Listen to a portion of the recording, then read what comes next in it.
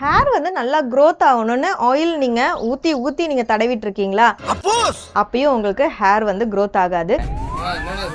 என்னடா oil apply பண்ணா hair growth ஆகும்னு சொல்லுவாங்க, இவங்க வந்து ஆயில் அப்ளை பண்ணா ஹேர் growth ஆகாதுன்னு சொல்றேன்னு கன்ஃபியூஸ்டா இருக்கா? இந்த வீடியோவை ஃபுல்லா பாருங்க, அப்பதான் உங்களுக்கு புரியும். ஆயில் அப்ளை பண்றதுக்கு ப்ராப்பரா நீங்க ஆயில வந்து நீங்க அப்ளை பண்ணீங்கன்னா தான் உங்களுக்கு வந்து ரிசல்ட் இருக்கும். வீக்லி வந்து 4 டேஸ் ஆயில் அப்ளை பண்ணா போதும். அந்த ஆயில் எப்படி அப்ளை பண்ணணுமா, கொஞ்சமா எடுத்துட்டு உள்ளங்கையில வந்து நீங்க எண்ணெய் எடுத்துட்டு இந்த மாதிரி கையோட விரல்ல நல்லா படுற மாதிரி டிப் பண்ணி எடுத்து ஹேரோட ரூட்ல ஸ்கேல்ப்ல படுற மாதிரி நீங்க வந்து ஆயில் அப்ளை பண்ணணும். ஆயில் அப்ளை பண்ணிட்டு 5 மினிட்ஸ் ஆவது நல்லா மசாஜ் கொடுக்கணும். ஃப்ரண்ட்ல இருந்து பேக் வரைக்கும் எண்ட் வரைக்குமே நீங்க வந்து நல்லா மசாஜ் பண்ணுங்க. இந்த மாதிரி ரொட்டேட் மூவ்மெண்ட்ல மசாஜ் பண்ணுங்க. இப்படி மசாஜ் பண்ணும்போது பிளட் சர்க்குலேஷன் நல்லா இருக்கும். ஹேரோட ரூட்ல வந்து நல்லா ஆயில் அப்ளை ஆகுறதால ஹேர் நல்லா ஸ்ட்ராங்கா இருக்கும். நீங்க ஸ்கேல்ப்ல மசாஜ் பண்றதால டாண்ட்ரஃப் இருந்தாலும் சரியாயிடும். முடி வந்து எனக்கு வெடிக்குது அப்படின்னு சொல்றவங்க ஹேரோட எண்ட்ல வந்து நீங்க ஆயில் அப்ளை பண்ணுங்க. நிறைய பேர் வந்து பண்ற தப்பு என்னன்னா இப்படி ஊத்திட்டு அப்படியே இப்படி மேல அப்ளை பண்ணிடுவாங்க. அந்த தப்பு மட்டும் இனிமே பண்ணாதீங்க.